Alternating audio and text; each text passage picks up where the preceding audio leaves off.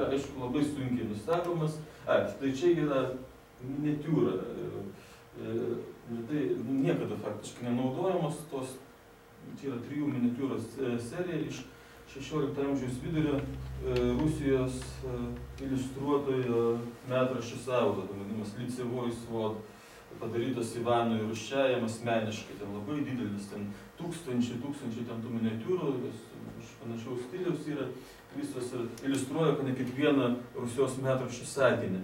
Tai kadangi ten ryšium su pskoviečių dalyvavimo buvo trumpai aprašytas tas Saulės mūšis, tai yra 3 miniatiūromis iliustruotas, gana trumpas tekstas, ir štai šitas vaizduoja kryžininkų, tai yra tų piligrimų vadinamų, atvykimą į Livoniją laivais.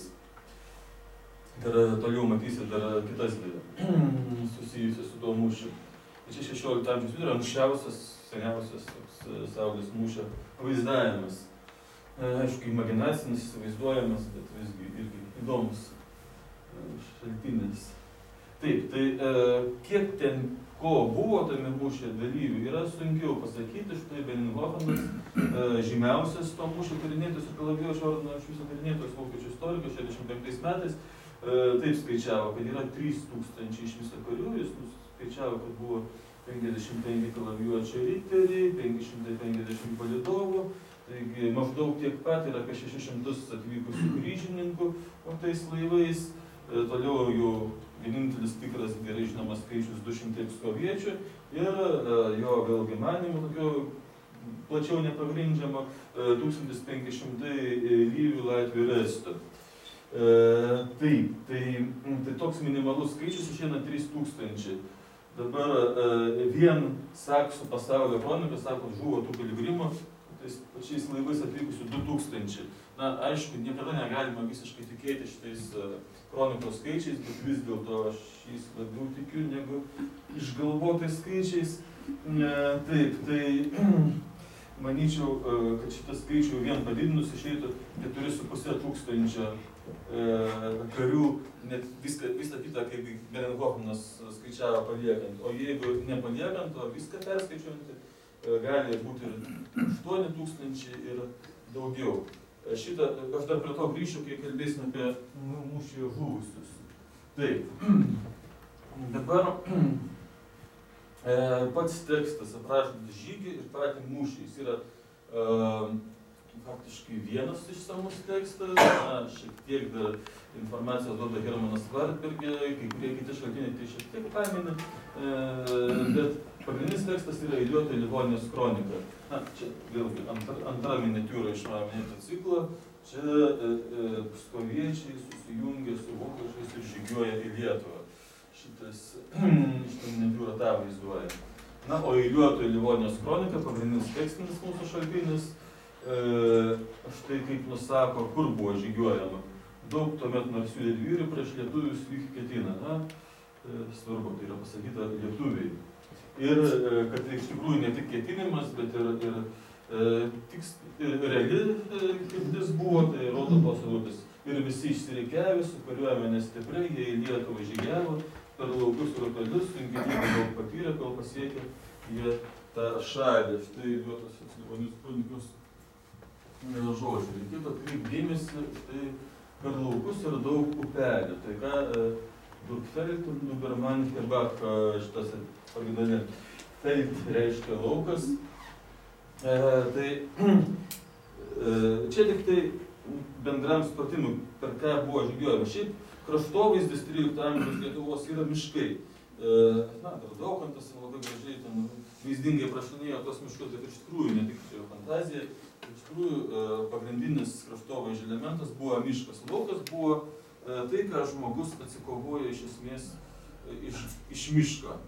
Tai jeigu žygiauja per laukus, tai reiškia per kažkur tai žmonių gyvenamas, tankiau gyvenamas rytis. Tai čia tiek tokia informacija tarp eilučių turi šitas pasakymas. Na, čia mes matom vieną iš 2 pagrindinių Eiliuotosios Livonijos kronikos nuorašo puslapį. Vienas yra dingęs, jo tik tai sakant, publikacijos 19 amžiuje pagal jį ruoštas, o čia yra Heidelbergo nuorašas. Tai kaip tik jis atpasakoja visą tai Tai čia beveik viskas ir telpa į tą puslapį, na, dar gabaliukai ten prieš tai buvusiam ir sekančiam. Tai štai, toliau sakoma kronikai, čia jie degino ir plėšiai, kelis būrius išsklydę, džiaugdamiesi aplinkui siaubę kraštą skersai ir išilgai. Taip, labai lakoniškai pasakyta, bet iš jau platesnių šaltinių, kaip vykdavo tų jau kryžiuočių antpuoliai Lietuvą 14 amžiuje, žinom, kad tai buvo 1-2 kartais, gal daugiau savaičių šitie dalykai. Čia nereikia įsivaizduoti, kad jeigu taip trumpai pasakė, tai tik tai tiek ir buvo, ten praėjo per kokią dieną ir susiruošė grįžti. Ne, šitos eilutės slepia kokias, sakyčiau, 2 savaitės, taip mažiausiai, kadangi buvo didelė kariuomenė, o tokią kariuomenę surinkus būtų visiškai neracionalus resursų švaistymas, sakykime, surengti trumpą antpuolį. Taip. Na, ir čia išdidinau, čia, kaip parašyta saulė. Šitą kroniką galbūt žiūrėti, nu, matosi taip. Čia šią pakeičiau šriftų. Spalva, originale, tai čia viena spalva parašyta. Taip. Taigi, eilutės yra tokios, čia vertimai 2 alternatyvus. Į saulę jie sugrįžo per pelkes ir per šilynus, o vargiai didelė nelaimė, kad čia žygis mairas buvo. Na, kitas vertimas. Nuo saulės ėmė grįžti per balas ir per šilynus, vai koks kenksmas juos ištiko, niek žygiuodamas nematė. Tai, kaip matom, yra toks prasminis skirtumas, kur tas mūšis įvyko vietovardžio saulė atžvilgiu. Jie grįžo į saulę, jie ėmė grįžti nuo saulės. Štai ir istoriografijoje tas nesutarimas yra, kur jie buvo saulė atžvilgiu. Originaliai yra kein, tai čia būtų dabartinė vokiečių kalbų gegen, tas žodis toks į link, bet ir priešais gali būti verčiamas. Tai štai tokia dviprasmybė sudaro. Saulė zikarten vider, kas reikštų, mano manimu, priešais saulę jie pasuko atgal. Čia būtų pažodinis vertimas. Pažodinis vertimas ir arba, aišku, šitas žodelis gali būti verčiamas į saulę, bet priešais. Tai čia iš esmės yra toks tarpinis variantas. Tai nei nuo, nei į, o priešais tai kažkur tai būdami šalia, ar ten vienoje, ar kitoje pusėje ir pasuko atgal. Kodėl netinka va šitas į saulę, kas irgi būtų natūralus vertimas? Jie grįžo, taip, jie grįžo, arba atgal pasuko. Tai reikštų, kad jie jau kažkada buvo ir pasuko, bet bėgiota Livonijos kronika nieko nerašo, bet tai, kad jie jau būtų praėję saulę, paskui jie grįžę. Tai šitas iš kontekstų nelabai tinka toks vertimas. Reikėjo geresnis. Taip. Klausimas. Taip, dabar dar viena eilutė, į kurią reikėtų atkreipti dėmesį, čia aš jau vokiškai pacituosiu, Bruch und über Heide. Bruch tai yra, per Bruch pelkės ir per Heide. Dabar žodis Heide yra toks prasmingas labai, na, jis verčiamas čia vienam vertime šilynė, kitam bikinės.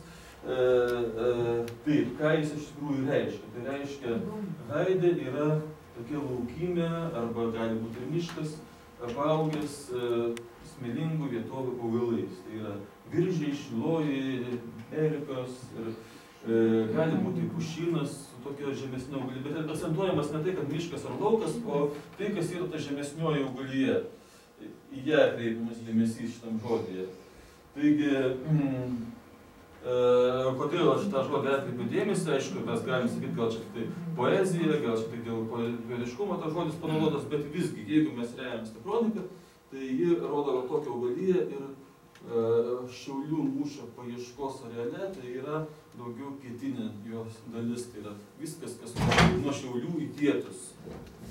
Labiau tinka tokiam, sakykime, apibūdinimui. O šiaurė tokios sunkios žemės, lygumos, žemumos, kur tokie augalai verporavo. Aišku, čia dar būtų įdomus tyrimas, jeigu gamtininkai atliktų, pasakytų tiksliau, kur galėjo tokie dalykai augti. Taip, na ir dabar konkretus mūšio vietos apibūdinimas. vieną upelį jie priėjo ir savo priešus pastebėjo, bet kovoti neskubėjo tie, kurie lygoje didžiavas. Eiliuotosios Livonijos kronikos autorius, išsakydamas tą filologiečių pusės poziciją, šiek tiek skeptiškai žiūri į, netgi ne šiek tiek, o gerokai skeptiškai žiūri tuos kryžininkus, į popiežiaus primestą kryžiaus žygį, ir jis taip ironizuoja, štai tie, kurie labai norėjo, veržėsi, bet nieko nekovojo. Tai čia vienas dalykas, o kitas yra upelis, tai yra orientyras topografinis, į kurį reikia kreipti dėmesį, kai ieškai konkrečios vietos. Ir toliau, kitoj vietoj sakoma, magistras geriausiams tarė, kovos išmušė metas, mūsų garbė nuo to priklauso, smokime mes pirmieji, tuomet linksmi namo sugrįšim, atgal į savo kraštą.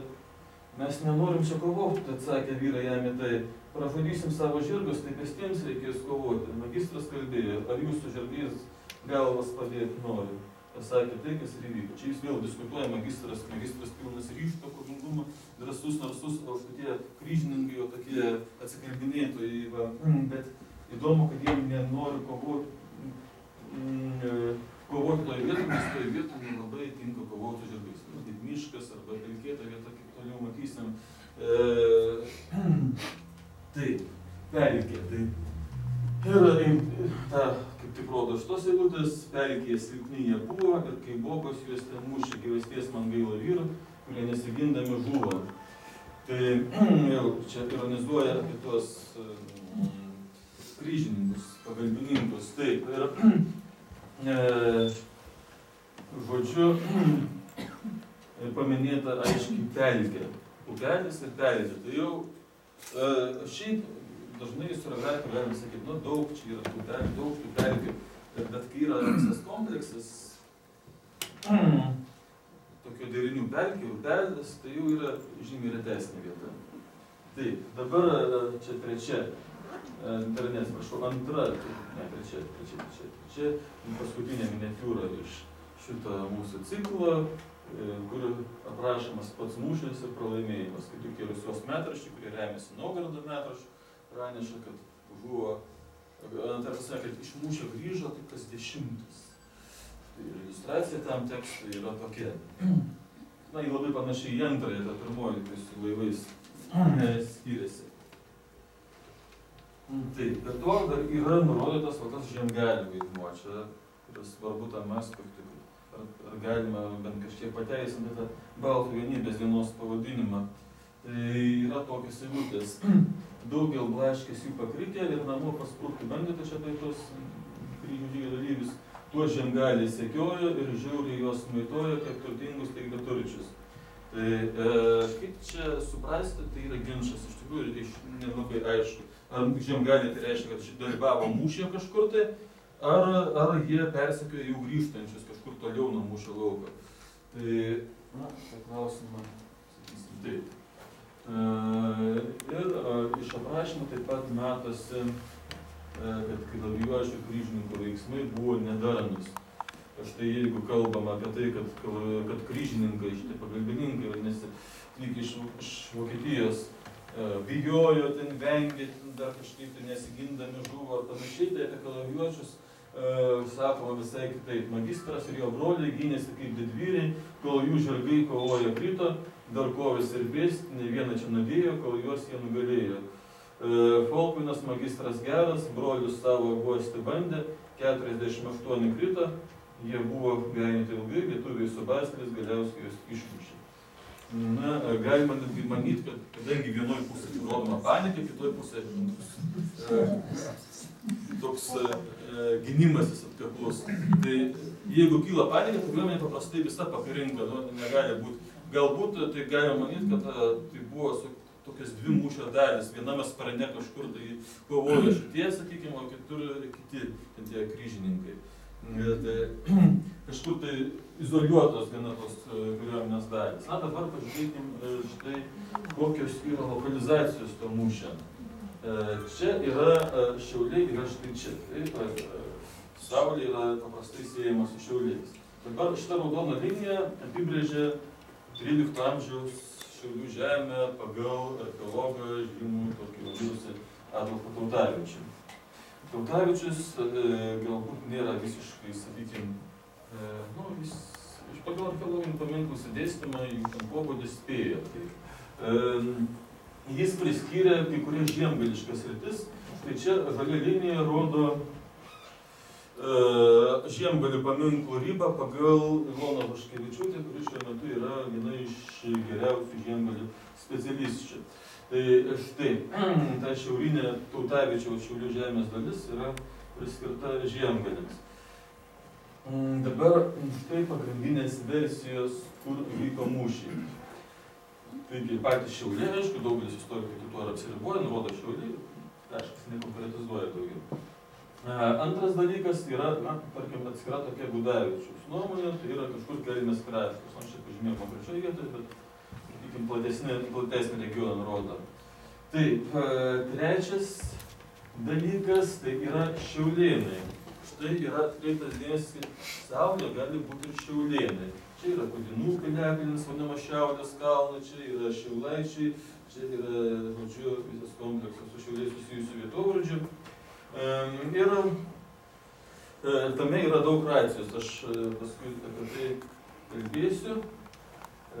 Iš tikrųjų, štai, jeigu mes pažiūrėsim, kas dabar vyksta su žiemgalių tyrinėjimais, tai šita riba eina visai šalia Šiaulių ir galbūt ją galima netgi dar labiau, čia Vaškevičiūtės nuomonė, bet tendencijos yra, kad dar labiau traukti į pietus ją.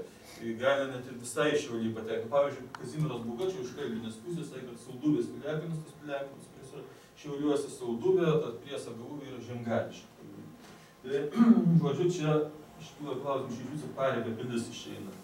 Na, o Šiauliai, čia pagal Tautavičių irgi būtų Paribio, bet čia galime pratęsti. Čia gali būti didesnė žemė. Čia nėra ištirta riba. Taip, dabar, sekantis dalykas yra Laptevų istoriko Šterno nuomonė. Čia yra tokia pelkėta vieta, teka upelis Šimša, daug pelkių. Jis manė, kad ties šita vieta buvo. Dabar pati garsiausia, žemiausia, ten statomas memorialas jau labai daug laiko ir vis nepastatomas, tai yra Jauniūnai. Čia yra Mūšos upė. Jauniūnai tai yra jau mano cituota Benhofino versija, kuri Lietuvoje išpopuliarėjo, ypač Romo kultūros dėka, ir laikoma pagrindinė vieta, kur lokalizuojamas Saulės mūšis. Aišku, kaip matot, ne visi sutarė, Šimšos ir Kelmės krašto hipotezė iš Gudavičiaus ir panašiai konkuruoja ir kai kas lieka prie to, kad vienintelis dalykas, ką mes galime pasakyti, kad yra Šiauliai, nes daugiau nieko, jokių rimtų orientyrų neturint. Tai štai taip. Ir dabar ta vieta, kur mes tyrinėjom, mes tyrinėjom, aišku, ir Jauniūnų laukus, ir tyrinėjom, štai yra vieta prie Radviliškės. Čia Radviliškės yra Ilguočių kaimas. Ir čia teka toks Beržės upelis. Vienintelis šitam regione. Dabar koks yra... Čia yra toks topografinis žemėlapis karinis, čia Raudonosios armijos, bet čia yra prieškario situacija vaizduoja, labai gerai parodo pelkės. Tai štai matot, kiek šitų pelkių yra. Čia Šiauliai yra kažkur čia, Šiaulėnai yra čia, Radviliškis čia, susiorientuotume. Tai čia yra didžiulės skyrelė pelkės, kurios tęsiasi faktiškai iki Šiaulių.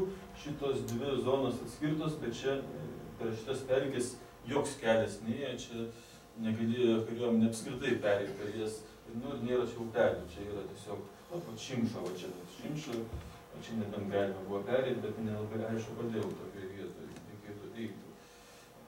Tai štai. Na, ir čia prie Šiaulėnų yra Sulinkių didžiulės pelkės, dabar ten Durpynas yra durpės išgaunamos, na ir prie Radviliškio taip pat daug labai pelkėtų vietų. Ir štai čia mes matom tą derinį. Faktiškai visam tam regione yra upelis ir pelkės derinys yra šitoj vietoje. Daugiau yra pelkių, bet nėra rimtesnių upelių. Tai, nebent ties pačiais Šiaulėnais. Bet dabar aš žiūrėkim į metodinę pusę, kurią Benhofenas labai gerai išdėstė. Na, aš čia dar išdidinsiu vieną fragmentą. Štai. Čia tie Ilgočiai, kaimas Ilgočiai, čia yra Beržės upelis. Ir matom visur pilna pelkė, tarp tų pelkių Remynų kelias. Iš abiejų pusių supamas pelkėtų vietų. Jis kerta Beržės upelį, ir čia tik tokia vieta, kur galima užblokuoti. Bet dabar metodinė pusė. Tai Beinhofenas teisingai atkreipė dėmesį vieną dalyką. Tai Saulė tai nėra ta vieta, kur įvyko mūšis. Tai yra ta vieta, nuo kurios kolumbiečiai pasuko į savo namų, į šiaurę, į Livoniją ir žygiavo visą dieną. Dėl to, kad kai pamatė prie upelį, anapus upelį pamatė lietuvius, jie nusprendė nakvoti, nesikauti nakvoti. Vadinasi, buvo vakaras ir prieš tai visa diena žygė. Beinhofenas skaičiuoja, kad remdamasis tam tikrais pavyzdžiais, analogijomis, kad tokiamis sąlygomis maždaug per vieną žygio dieną galima buvo nueiti 25 km. Tai štai, kai jis sako, kad mūšis vyko prie Jauniūnų, jis turi galvoti 25 km atskaičiuotus nuo Šiaulių. O čia, bet jis patenka į tai, kas dabar jau, kaip sakant, archeologų laikoma Žiemgalos teritorija. Ir gana giliai į ją. Jauniūnai yra giliai Žiemgaloje. O mes žinom, kad viskas vyko. Kova su lietuviais, įsiveržimas į Lietuvą, kaip ir reikėtų ieškoti tuometinėje Lietuvoje, o ne Žiemgaloje. Taip, tai yra būdas kitaip perversti tą pačią metodologiją, bet jie yra pasiimti tą šiaulėnų versiją, ją savo laiku iškėlė kraštotyrininkas Buročas, paskui vėl naujai pareiškė Šliavas, irgi kraštotyrininkas, ir kažkiek žinoma, bet nelabai figūruoja daugelį darbų. Tai štai Šiaulėnai ir Šiaurės kalno, šalia jų yra piliakalnis, vadinamas Šiaurės kalno, pagal kaimą vadinamas Skudinų piliakalnis. Toks normalus, nemažas piliakalnis. Jis galėtų būti to meto tos Šiaurės arba Šiaulių žemės centras. Štai jeigu skaičiuosim 25 km į šiaurę nuo Šiaulėnų, tai mes ir atsidurėm, štai čia maždaug ties Beržės aukštupio. Ten beje gana vandeningas aukštupys, nes jis yra pelkėtoj vietoje, dabar tos pelkės numelioruotos. Tai štai visai neseniai spalio mėnesį mes čia atlikom tam tikrus tyrinėjimus tam lauke su metalo detektoriais. Buvo iš artimiausių to mūšio dalykų buvo rasti du kirviai. Štai vienas ir antras. Kirviai, jie gali būti datuojami maždaug viduramžių laikotarpį, jeigu labai apytiksliai pasakyti.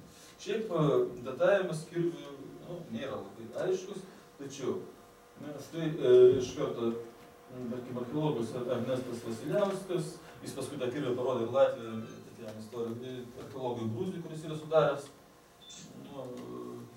14-16 amžiaus ginklų Livonijoje randamų tipologiją. Jie sutarė, kad tai yra 14 amžiaus arba 13-14, Vasiliauskas sako, Latvijai nelabai skiriamas 13 ir 14 amžius, tai 13-14 amžius gali būti kirvis. Gintautas Zabėlas, kurią mes tyrinėjom, taip linkęs atsargiau šitą vertinti ir laikyti tokiau čia vėlesnis. Žodžiu, taip, šitas yra toks tarsi ankstyvas kirvis, jis yra, tokie kirviai buvo paplitę, naudojami siaurašmeniai kirviai, čia, kažkur pirmame tūkstantmetyje. Bet pabaiga tų siaurašmenių kirvių naudojimo vėlgi yra pažymima literatūroje, kad nėra visai aiški. Tai aš neatmesčiau tokios galimybės, kad galime patenti. Bet du kirviai. Tarp kitko, jeigu mes grįžtume prie šitos kariuomenės Lietuvos dienos minėjimo, tai čia labai gražiai susisieja. Nes čia yra prie Radviliškio tie Ilgočių laukai, tai mes žymiai daugiau negu šitų esame radę ten palikimą Radviliškio mūšio, kurio kaip tik metinės buvo vakar, nes jis buvo 1919 metų lapkričio 22 dieną. Tai yra viena žymiausių pergalių pasiektų tam Lietuvos savanorių nepriklausomybės kovose. Tai jis vyko taip pat, be kita ko, ten platesnė teritorija buvo, bet ir Ilgočių kaimo laukuose, ir mes ten surinkome apie 100 visokių ten kulkų, gilžių iš to laikotarpio, vienas sprogdiklį ten kažkokios radom, dėl kurio iškė ten policija, kad ten iškviestų tuos išminuotojus. Tai, žodžiu, ten yra ir šitų kovų laukas, tačiau nebejotinai. Na, o dėl šito, na, sakykim taip, archeologiniai duomenys kol kas taip vienareikšmiškai šito nepatvirtina, taip, bet taip pat ir nepaneigia. Jeigu dar kalbėtume apie tai, ką mes radom Jauniūnų laukuose, tai ten irgi buvo vienas bent jau dirbinys, tai yra toks kalavijo apkalas, kurį galima būtų priskirti artimiam laikotarpiui. Bet daugiausia radiniai buvo gana įvairūs, ten buvo segiai iš 6 amžiaus ir ten, dar vienas papuošalas irgi 6 amžiaus ar 7 kokią. Ir anksčiau buvo rastas to gyventojo kirvis, kuris irgi galėtų būti daugiau mažiau pritrauktas prie to laikotarpio. Taip pat abiejose vietose kažkas truputį buvo rasta, bet istoriškai labiau tinka visgi Ilgočių. Man čia radimo vietoje radėjai nufotografuos tais 2 kirviais. Tai štai kaip jie tas pirmasis kirvis ir antrasis, kuris yra tarsi ankstesnių laikotarpių datuojamas. Bet tai irgi ateitis parodys, galbūt tyrimų štai, yra Ilgočių kaimas. Ačiū mūsų komanda, su metalo detektoriais apie 20 žmonių, tai 25 čia buvo šiuo atveju, paskui 15, kitą dieną, čia 2 dienas mes tyrinėjom, bet su tiek žmonių yra tikrai galinga jėga, čia metalo detektorių naudotojų klubas, trumpai atėjo pagalba. Taip, štai tokia užleidę ant tų laukų, mes juos prašukavom, taip, gana greitai ir operatyviai, ir buvo ištirtas štai toks plotas. Čia yra Ilgočių kaimas, čia yra kanalizuotas toks Beržės upelis šitas. Tai mes ir toj pusėj čia ypač daug Radviliškio mūšio lieka nuo šitoj pusėj. Ir va štai du taškai rodo kitoj Beržės upelio pusėj, va štai 2 kirviai rasti, štai maždaug tose vietose. Tai toks laukas ištirtas. Taigi.